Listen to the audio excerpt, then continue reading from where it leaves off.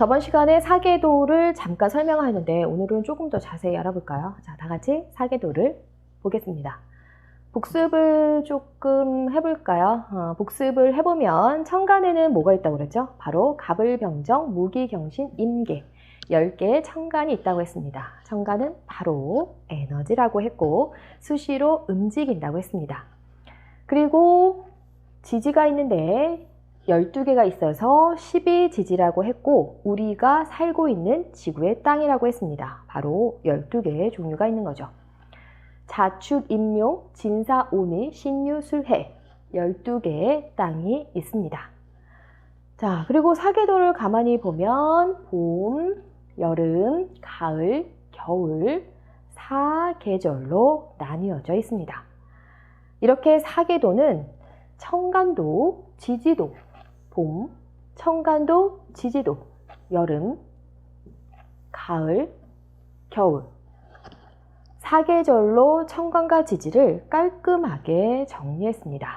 자, 그럼 지지를 잠깐 설명해 보면 우리가 달력을 보면 인월, 묘월, 진월, 4월, 5월 이렇게 나와 있는 것을 보셨을 겁니다.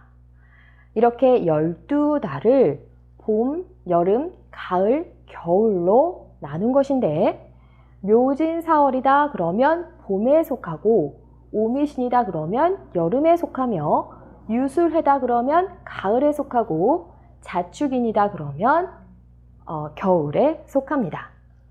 예로 묘월이 왔다 그러면 봄이 왔구나, 또 6월이 왔다 그러면 가을이 왔구나 라는 것을 알 수 있죠. 자, 근데 천간을 가만히 보니까 봄에 을계무 3개의 에너지가 모여 있습니다. 그리고 여름에는 무병경이라는 에너지가 모여 있고 가을에는 신정기라는 에너지가 모여 있으며 겨울에는 기임갑이라는 에너지가 모여 있습니다. 우리는 천간의 정체가 에너지라는 것을 알 수 있죠. 따라서 봄에는 을계무라는 에너지가 주된 역할을 하는 것이고 여름에는 무병경, 가을에는 신정기, 그리고 겨울에는 기임갑이라는 3개의 에너지가 그 계절의 주요한 역할을 한다는 것을 알 수 있습니다. 이렇게 우리는 10개의 특징을 제대로만 안다면 지구에 있는 에너지가 무엇인가를 알 수 있고 또 자연의 순환 이치를 알 수 있겠죠. 한번 알아볼까요? 너무 기대가 되는데 오늘은 먼저 천간, 갑의 에너지에 대해서 알아보도록 하겠습니다. 갑하면 무엇이 생각나시나요? 갑장, 갑질, 나무? 천간의 첫 글자라 리더십이 있거나 명예욕이 있다라는 소리를 많이 들어보셨을 겁니다. 하지만 천간은 에너지이니까 갑목이 어떤 에너지 특징을 가졌는지 알아야겠죠. 어려워할 것이 없고 자연의 이치를 이해하면 갑의 특징을 자연스럽게 알 수가 있습니다. 자, 사계도를 보실까요? 갑목이 보니까 겨울의 공간에 있습니다. 그런데 겨울의 공간에 갑 말고도 임수의 에너지, 또 기토의 에너지도 함께 있네요. 그럼 겨울에 있는 갑목의 에너지는 도대체 무슨 움직임을 보일까요? 이해를 돕고자 그림을 보면서 설명해 보도록 하겠습니다.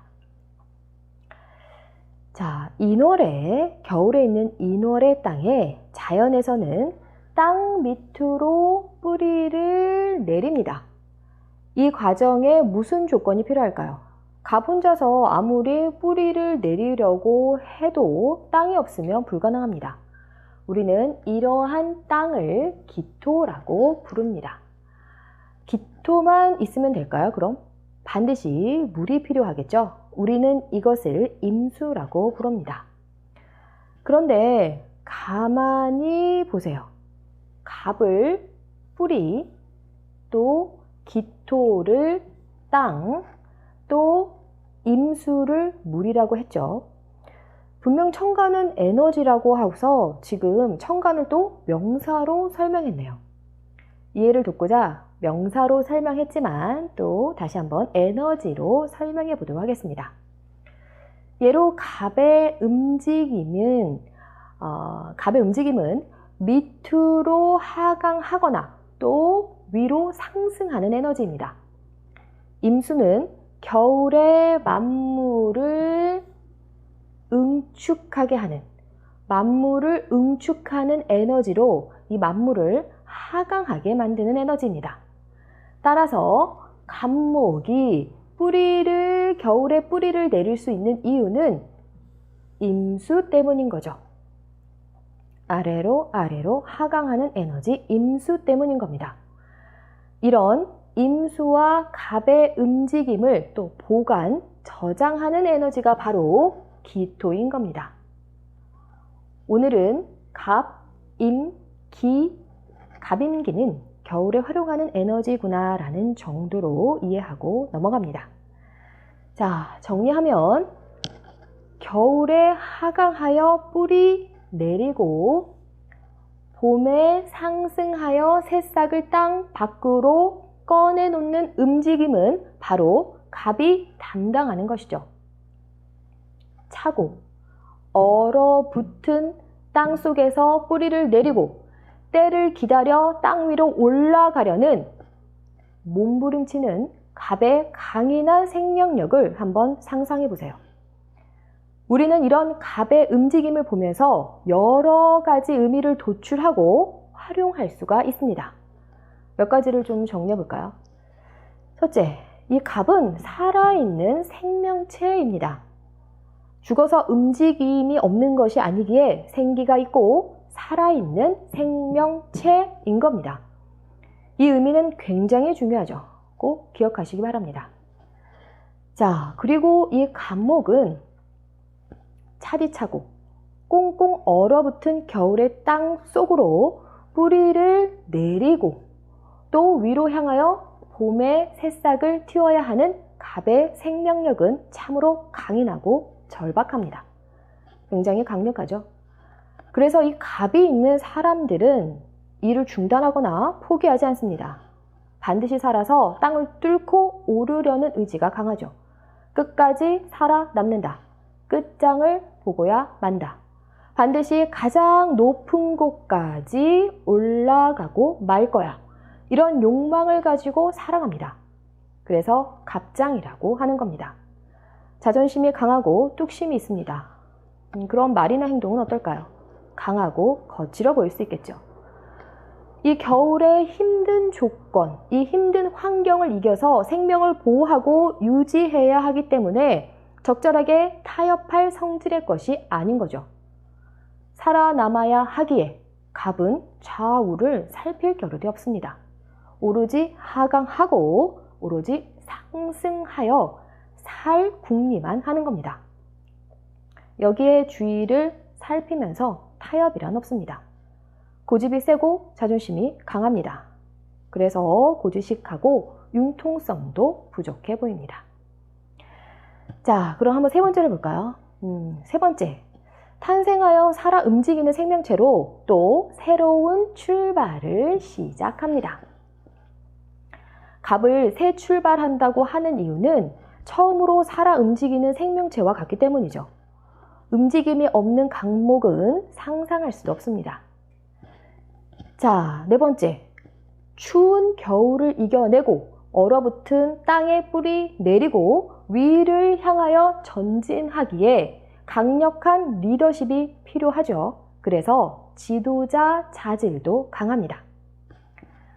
하지만 이 모든 것을 혼자서 해내야 하므로 어때요? 외롭고 고독하겠죠?